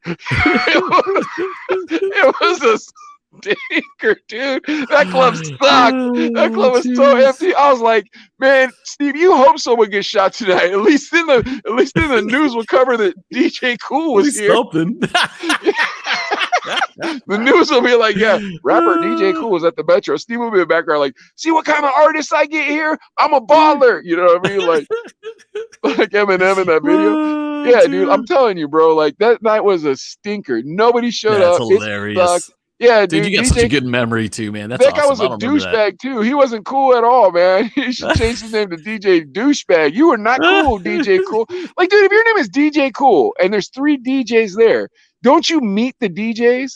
You know what I mean? Yeah. Like, yeah. Like, dude, like when I was a DJ and then I'd go to another club, I liked meeting the DJ, especially if he was doing a good job. So I would be like, bro, that set is phenomenal. Or if they're a good mixologist like D-Wayne, like, yo, man, D-Wayne is nice on the tables, bro. You know what I mean? I love telling him that. Yeah, just say what up, and just and the funny part too is understanding the struggle too. It's like, okay, you know what I mean? I get it. You know, if you got a tough crowd, whatever, dude. You gotta. I don't want to say you got to pay me to help, but dude, I've been offered the mic at places and been like, all right, I'll pop on, whatever, drop a set, but DJ Kool sucked. He bounced. He must have been embarrassed, dude. I don't blame him, and he should have been embarrassed. You have one song, fool. You're the Barbie girl of hip hop, dude. You suck. Like, you suck worse than Tone Loc, bro. And I have no respect for that guy. Like, bro, I promise you this. I would rather listen to whatever bullcrap hip hop that made it to top 40 that white people listen to first. I would rather listen to that in heavy rotation than listen to this man ever again. I would rather listen to. I don't even remember what CNC Music Factory sang, but there was another one on. Gonna Make You Sweat. Yeah, so things that make you go hum was the other one. That one was all right though. That was okay because Arsenio used to like, yeah. But here's the thing: like all the jock jams, like bullcrap hip hop that like they play at weddings, I would rather listen to that on repeat. Listen to this Jo, dude. This guy sucked. Yeah, dude. Yeah, and I even remember this. Just looking at this concert. Ja Rule was the headliner. Redman was there, and I'm gonna say Ja Rule did a song with Lil Mo. I can't remember what song it was, but it was really good. I can hear the beat in my head. But DJ Kool. Did you get to meet Redman? Yes. Did you get a picture with him? I'm pretty sure I did. Let me look through my stuff. So why are we talking about DJ Kool tonight? We should have been talking about Redman, dude. We're building up. We're building up. We're halfway to the crest. Oh, man. I'll tell you right now. I think it's him, dude. He was high. Here, listen. Here's the thing. This should have been our first one, then Tone Loc. We got to do better in order because, like, I got mad respect for Chingo Bling, and I have real respect for Baby Bash now that I know about him. You know what I mean? Like, yeah. Versus this dude, I'm telling you right now, bro, I can't do it. I cannot lie. I cannot tell a lie. George Washington. Can you hear me, Adlai? I can hear you. Oh, okay. Yeah. That means they can hear us too. Good. Yeah. So I cannot tell a lie. Come on, bro. Get on board with me on Team DJ Kool sucks. Come on, man. You got to do it, bro. Come on. This is what I remember from the big concert. You are so non-controversial, man. You can never say anything sucks. Come on, go ahead. I'm trying to think. You know what sucked? Looking at this picture. I'll tell you what sucked. That Hot 98.3 logo that was green and pink. That I didn't care for. I can say that. Ah, yeah. You mean when they came in and they disrespected our station that we were a legacy from? Yeah, dude. Here's the thing: we're the tail end of the legacy. I'd be way more offended if I were one of the guys that started from like Power 97.5. You know what I mean? Yeah, so, yeah, or 1490. Yeah. Oh man, could you imagine if you finally clawed your way up, Yeah. and then Mark geez. Medina comes in, and you're like, oh my gosh, this guy. Yep. He's the Grim Reaper. Everybody gets wiped out. You're like, oh man. Yeah. Oh my well. goodness. Yeah. Bad times with a bad rapper. Bad news to you, sir. And speaking of bad news, someone's working on a new project, and I think it's bad news for him. Who is it, Adlai? This is crazy, and this shocked a lot of people. And Shocked this me. guy, he was in jail for almost 3 years for roofing people, putting roofies in their drinks, taking advantage of them, and he's out. Hold on. He's out. And then when he got out, it wasn't because he was proven innocent. That's the best part about all of it. Because like Felicia Rashad's like, yeah, the system works. It's like, what are you talking about? This man got off on a technicality, and we know he is a rapist. Like, that's bananas. I got to put his picture up. We got to put his picture look at that up. mug. Bill Cosby. Bill Cosby. Ooh, the yellow pudding pop. Yeah. Ernie did that last episode. He did. Ernie's, the master of impersonations. But pretty hip comedy. dude, the crazy part is, man, he does almost 3 years. He gets off. Yeah, you're right. And you know the reason he got off, right? Yeah, because he was in the civil trial, and he gave up all this information in the civil trial, and then they brought it to the criminal trial. I mean, I'll be honest with you. He's a scumbag. But the American legal system tried to screw him, because after it was a hung jury, it should have just been left alone. He should have been gone. But that's not why we're talking about him, because I know this is old news that he's getting out, that he got out. This is the new news that's insane. Adlai, you want to tell him? Now he's actually going back to work. He's 83 years old, and he wants to start doing stuff again. He wants to start doing shows. He wants to go out on the road. And here's a crazy thing. This is back in 2018 when he went in, right? And Bill Cosby was going to be at the local Fox Theater here in Bakersfield. And I got to check myself, but I feel like it was half sold. And, there was people, he was still doing shows, and, and people would boo him. They'd go to heckle him, and he'd be like, telling jokes. Oh, in the pudding popping, boo, rapist, or whatever they're saying, you're just like, oh my gosh, but he's still trying to do his bits, man. And you're just like, what are you doing, dude? And gosh darn it, I should have saved some of those tickets, because I know I had some, Dude, I wish you had some of that footage. That would have been hilarious. But it was floating around the internet of people heckling him. I don't know if it was at the Bakersfield Fox. That might have got canceled, but yeah, there's definitely footage. Dude, I feel like the video where Hannibal Buress outs him was at the Fox Theater. Because that's how this all started, right? It was Hannibal Buress. Do you know who Hannibal Buress is? He's like a comedian guy, right? Yeah, he's a comedian, and he started like the entire Bill Cosby thing. It's his fault. Hannibal, I know who that is. I know who that is. Yes. He went on stage because Bill Cosby was all about telling black comedians, like, hey, don't be cussing, blah, blah, blah. And so Hannibal Buress like, all right, that's it. I'm done. Like, you can tell whoever you want, and they can make jokes about it. Here's a joke for you. You rape people. And he's like, you slip roofies in women's drinks and rape them. Women have come on television and said it. It's true. You raped them. And then from there, it all just started landsliding. And then boom, he went to court on it. Oh my gosh. And the crazy part is, in that civil suit, and that was like, what, 10 years ago, 12 years ago? There was a $3 million payout. But because you can't, and you know more law than I do, but you can't self-incriminate yourself. So when it came time for the legal suit for him to go to jail, do time, the Supreme Court held it up and said, "Hey, no, you can't plead the fifth in a civil court. You can't plead the fifth in a civil court. You can in a criminal court. So when you're in civil court, if they're like, Adlai, did you do this? You can't plead the fifth. You have to take the stand. So now you're taking the stand no matter what. Versus in a criminal court, you have the right to not take the stand, and then your spouse can't incriminate you. So that's the difference between the two courts. I mean, there's a lot of difference between the two courts, but this is what happened with the loophole. So essentially, if I was suing you because you punched me in the mouth, and you're like, okay, well, I've got to stand up because I'm being sued, right? Like you're the plaintiff, or you're the defendant, I'm the plaintiff. You have to stand up. It's just like it looks like on Judge Judy, the People's Court, whatever. Not that dramatized, but it's exactly how it works. Okay, but that's because we're doing a non-criminal action here, or a non-criminal transaction. And this is almost as enjoyable to listen to as us talking about how fun it is to DJ. But anyway, so it's a non-criminal transaction. And because it's I learned this in college, guys. Because it's a non-criminal transaction, there's no like criminal issue that can come upon you from whatever it is that you and I have discussed. All of that evidence cannot be used in a criminal court. Now, Bill Cosby paying $3 million in that civil suit, was that $3 million well spent? Absolutely. I'll tell you what would have been well spent. A therapist, a priest, somebody he could have told, listen, I'm a weirdo that likes to drug women. I don't know what's wrong with me. Please help me. Because because I can die the coolest, greatest American of all times. They will build monuments to me. That like I can lease my image to anything and it will sell. You want to start a shoe company? Put my face on it. You name it. I sold these disgusting Jell-O cups for years. And no one thought that's high fructose corn syrup. What they thought is that's Dr. Huxtable. He's telling us the truth. I worked with kids on a show called Kids Say the Darndest Things.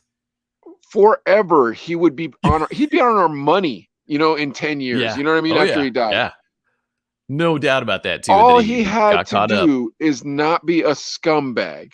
That's all he had to do, was not be a scumbag. Is being a scumbag that enjoyable, dude? Is it like I can't not be a scumbag? I have and then at the same time, it's like I probably have never been around the models that were constantly around this guy. However, he put himself in that situation. Like he'd go to the Playboy mansion and stuff like that. You know what I mean? And Hef was a weirdo, dude. Hef should have been drugged through the same mud that Bill Cosby's been drugged through. I don't give a crap what anybody has to say, because I've heard stories about that guy that are like documented on the internet. You can find them where he used to. I can't even say it on the show because it's that vulgar. Like I can't. I wouldn't say it on the show. Wow. But that being said, it's like if you're going to those places with that loser Hugh Hefner and you're a loser also, what do you think's going to happen? And you can throw Chachi in there as well. What's his name? The guy played Chachi, played Charles in Charge. What's that guy's name? I can picture him. Oh my gosh. I know who you're talking about. Yeah. But he was another regular at the Playboy Club. And then so was Pauly Shore. What a surprise. You know what I mean? Like just a sack of losers hung out at that place, taking advantage of 18-year-old girls from Aberdeen, South Dakota, who thought they were going to come to LA and be Demi Moore. Yeah. And it's like, look, you're not going to be Demi Moore. Get naked in front of us, do a bunch of drugs with us. Let us take advantage of you. By the time you go back to Minnesota, South Dakota, wherever it is you're from, you're just going to be a paper towel in the wind. You know what I mean? Yeah. So like, I'm not giving Bill Cosby a pass because clearly he's a monster, but like, why do we give Hugh Hefner a pass? Interesting thing too. But look at that. I mean, Hugh Hefner was in the role of pervy dude in the smoking a pipe in the bathrobe, the Playboy mansion. His career, his job, his claim to fame was chicks in a magazine naked. You know what I mean? Bill Cosby, the Cosby Show. Yeah, I guess you're right. Everybody wanted him to be their dad. You got me. Oh man, you got me. Yeah, Bill Cosby was the coolest dad ever. Oh my gosh, can you imagine? And he did Fat Albert. Yeah, he was an I Spy, dude. When he was an I Spy, like he was handsome, and he was a giant black activist. Like really, really stood for black rights or African American rights in the United States. He was you're right, dude. He was everything. And then he's a scumbag.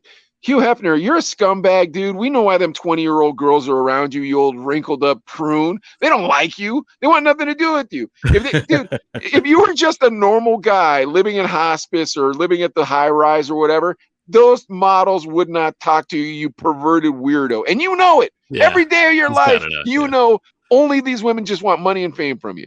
Bill Cosby, you are our second dad. How dare you, sir? Is that what you're saying, Adlai? Yeah. You know, and was I a fan of the Cosby Show? I didn't hate it, but I was you a fan know, of everything Cosby, dude. yeah, A Different World, yeah. the Great Cosby Show. Yeah, Like, dude, the Cosby Show was the first time on television that they showed two minority parents that weren't struggling, that were actually affluent.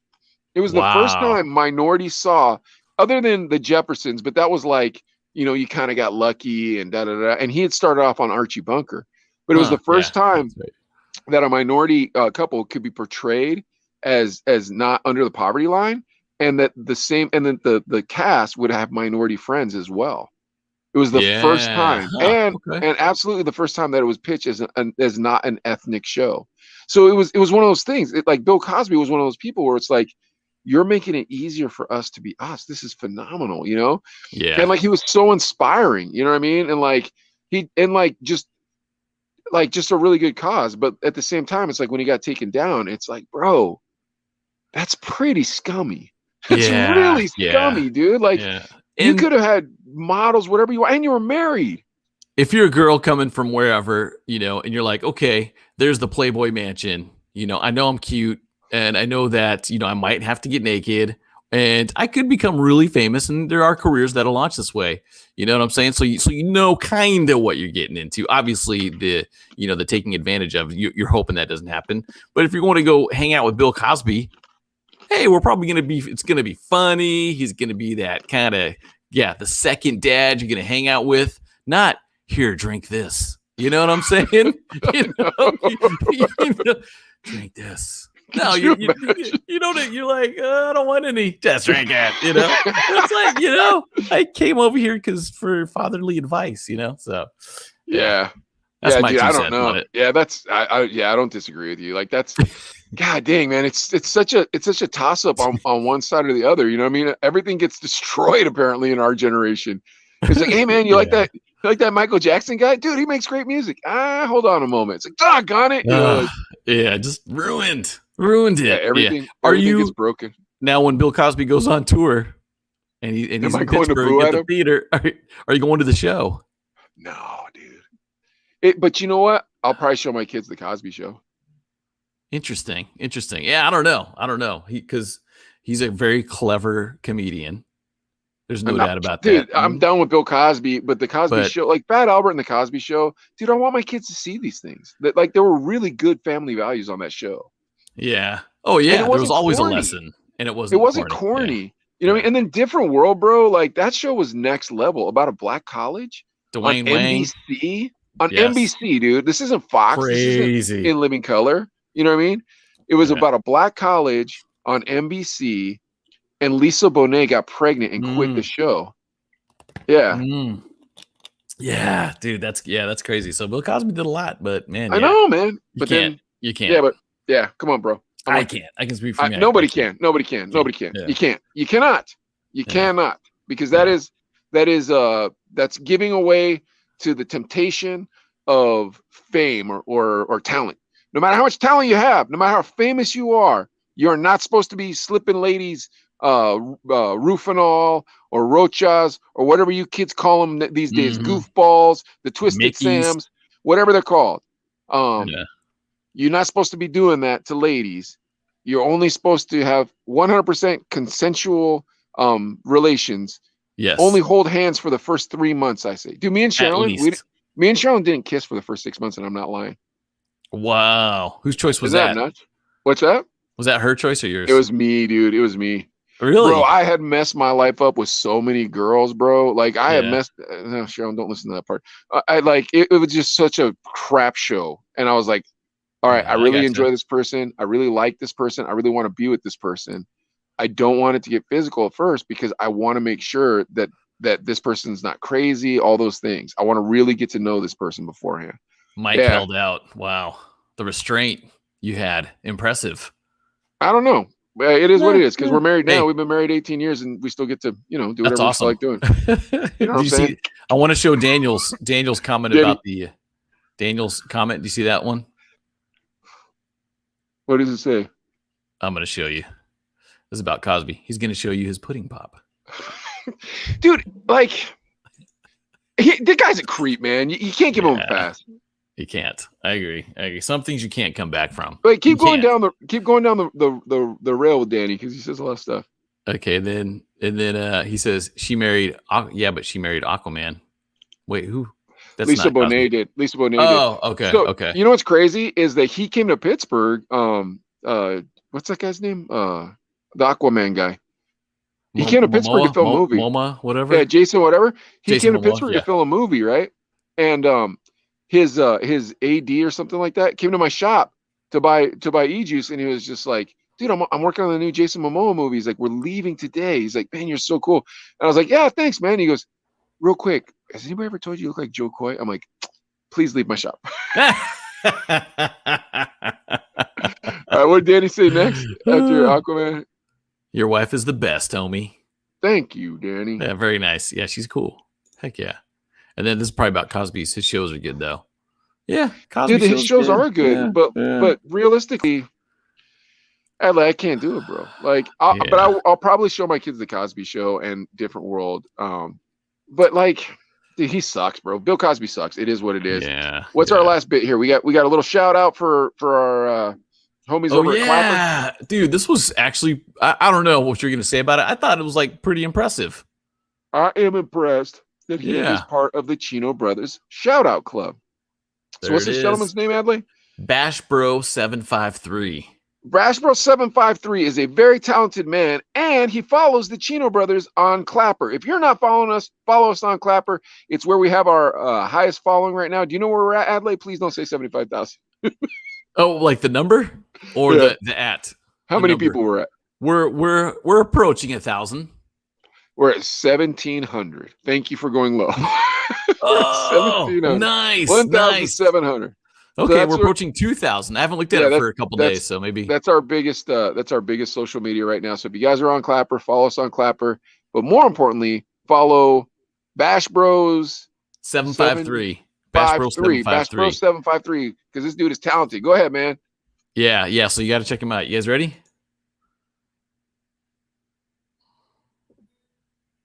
Got a guitar. Oh, I can't hear him. You can't hear him? They can't hear him. No, that means they can't hear him. Okay, hold on. What do you do that makes me hear it? Pause, homies, for 1 second, real quick. And let's see. I'm gonna stop this. I'm gonna share. You do something. I'm gonna flip it, and then I'm gonna do this. And then put your thing down, flip it, and reverse it. It's your number now. You guys ready? Sorry, I was into it, but let's see. Yeah, we can hear it. Okay. What? DJ Kool. Oh, sorry.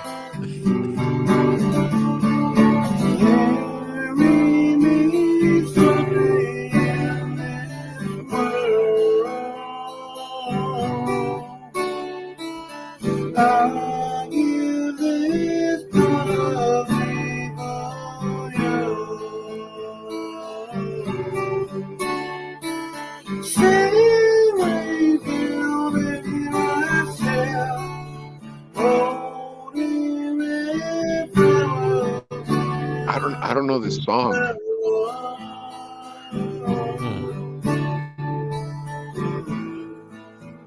Do you know this song, Heather? Yeah, I think we're good. I think it's Alice in Chains. Oh, is it Alice in Chains? I know I know the hook. Yeah, I know the hook. Yeah, you know what I'm saying? But dude, first of all, you're a stud for playing acoustic guitar that well. Second of all, you can sing decently. You know what I mean? Third, Alice in Chains is not easy to cover. No, you know not what I'm saying? Not at if all. I could play acoustic, I'd go straight Nickelback because, super simple chords, fairly easy to sing. Dude, Nickelback sold a ton of records. Yeah, right? And some of them were slappers. I don't care. Yeah. I'll say I agree with you. I agree with you. Dude, when that Rockstar song comes along, it's like I can feel that song. You know what I mean? Oh yeah. Oh my gosh, yeah. Dude, you know what that rock song or that Rockstar song reminds me of is "Daily" by TQ. Remember that song "Daily" by TQ? Remember the video on VHS? Do you remember when we met them? Yeah, that's when we got the video. Let's save that story. Yeah, we'll save save that it. story. We'll save Save that. TQ was great. So for goodness. those of you who don't remember TQ, this is our teaser, maybe for the next episode. He's the guy that's saying, "Bye bye, baby, I can't believe it. Somebody just shot my baby." That song was hard for an R&B song. Gosh, oh man, I gotta listen to that West song. Side was great. That was a great song. But Daily was the one that was like from the West Side. TQ. Yeah, because Daily was like our actual lives. We're like, oh my gosh, this is exactly how my life goes. Yeah. Wait, what was the one? The VHS tape was really dirty though. Was that I think Daily? it was called Super Pimps. No, I think it was called Super Pimps. We'll talk about it later. Don't worry. We'll talk about it. We'll talk about it on another show. All right, we're doing a little Filipina or no Filipina? I don't know, dude. We're already at 140. Yeah. I see the Filipina in the corner of my eye though. Just one. Well, Dude. just one. And I promise I'll cut us off. Dude, Steve, one you already and done. Just one and done. And it's on you right there. One and done. And it's her. Right well, there. okay. Let's see. Hold on. I'm thinking of a good one, and there was a couple that I thought of. I'm echoing, so I don't want to talk too much. Is yours echoing real bad? Don't feel bad. Don't feel bad. You just do yours. Okay, this is kind of, I was trying to think. This is the one. Okay, you tell me. This is kind of a dimey. Look, he's wearing a shirt that's killing it. Okay, I'm gonna copy and paste these real quick, and you got to tell me if you know what I'm saying. Ready? And I'll read them to you here in a sec. Baby, I know you're hurting. Right now, you feel like you could never love again. Now, all I ask is for a chance to prove that I love you. What's that? I'll never break your heart. Backstreet Boys? I'll never break your heart. I'll never make you cry. I'm probably singing it really bad. Sorry. All right, too bad. That was our one. I promise. I'll add a little bit of the chorus, though, real quick. I'll just put a little bit of that. So I took us off. Are we closed? Yeah. Oh, okay. We'll save that one for later too. So. Here, you take us off. Put us like close it out. No, put us in doubles. All right. Like totally remove her. Yeah. You talking like that, right? You like that one or like this one? Like that. Yeah, like okay, that. Hold on. There we go. All right, now I'm echoing. So let's wrap this up. Okay, it sounds fine on my end. So, but yes, thank you everybody for tuning in to the Chino Brothers Season 1, Episode 19. Every time we have a blast. Every time we appreciate you guys, throwing the comments and throwing everything out to us. And I got to say, we got a heart today. A big shout out to AJ Atkins dropping the love heart. So we definitely appreciate that. And we got a couple likes from Daniel and C Red Needham. So thank you to you guys. 3 more episodes, we'll have beat 70% of all podcasts. Oh my gosh, that's insane. Just thinking about it, 19 is crazy. You know what I mean? I mean, that's dude, we're closing the bet on 22. Yeah, a lot of great material, and we're not even close to starting. You know what I'm saying? There's still a lot more. We're about to revamp. Yeah, it's gonna get even crazier too. Yeah. Oh my gosh, I can't wait. But we appreciate everybody that's been here from the start. Hector Yutzi, we want you on the show. Chico, Vicky, and Paco, we want to do a morning house party reunion. Dwayne Chavez, we want you on the show. And Too Strong Entertainment, we want you on the show. And just to add to that morning show, I'd love to get Tootie on here too. Dwayne, I'd love morning house party. We'd love to have you on the show. And also, speaking of Dwayne, I'd love to get Freddie Strokes on here too. Yeah, Freddie Strokes. Freddie Strokes. We'd love to have you on the show. Definitely. Daniel's saying we're good Chinos. So with that, everybody, don't forget to follow us too. Facebook, Instagram, Twitter, YouTube, Twitch, Clapper, everywhere. TikTok. It's all about the Chino Brothers. We appreciate you all. Thank you again for tuning in. We will see you next Tuesday for episode 20. Set those notifications. Maybe about TQ. I think TQ's about that level, right? Yeah. I don't have any pictures with him, but who cares? We got a story. He's super dope. He was really cool. So, dude, I know we do. We'll take a picture, find a TQ picture, and then put your Adlai face. Hopefully, there's bushes. You could be like, oh, so good. Yeah, we got to do that. All right. So, all right. Peace out, everybody. Thank you.